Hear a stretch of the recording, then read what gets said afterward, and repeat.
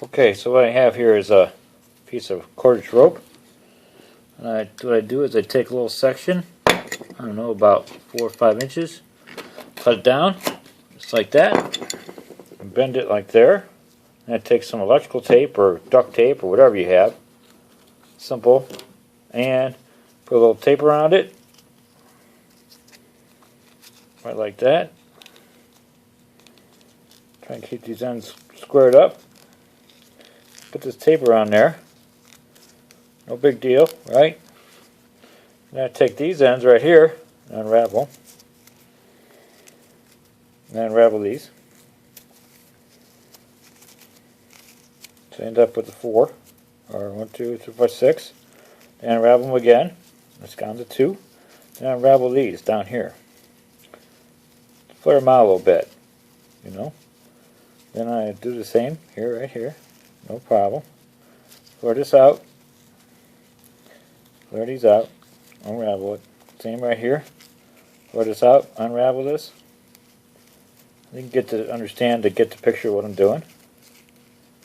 And then get down here and speed this up a little bit. Unravel that down to 2. Unravel those 2 down to 1. No big deal. Easy peasy. And we unravel this down to 1, down to 2. Unravel this down to 2, down to 2 more. Spread it out. So you can see what I'm doing here is I'm just unraveling the rope ends as if they naturally unravel. When you had rope, when it flares out a little bit.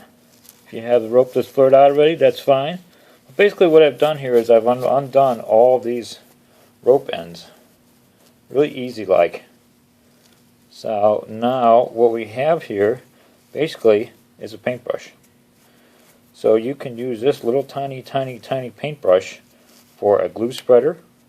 You can use it for sawdust. So here's some sawdust in the area. I can use it for a little broom. Works great. I can paint with it. I can use it for epoxy.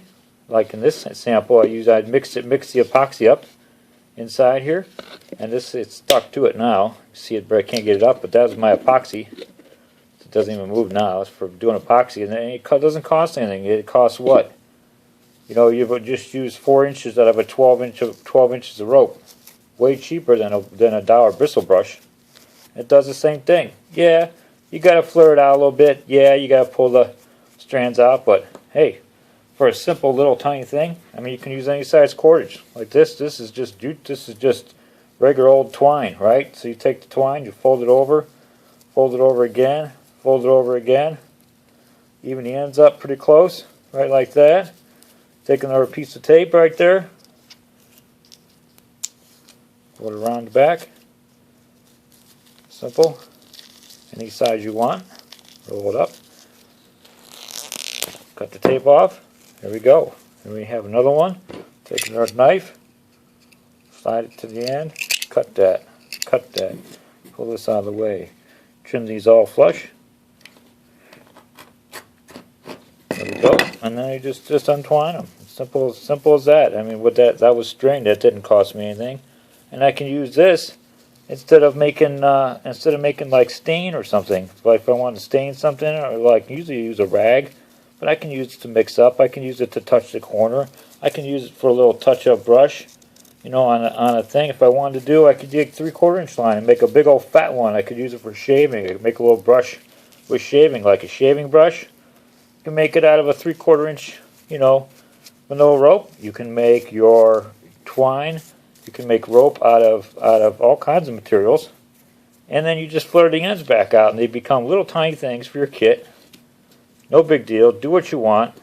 Just a little tiny, simple, from rope to paintbrush. Thanks for watching. Pete from Intricate Nature.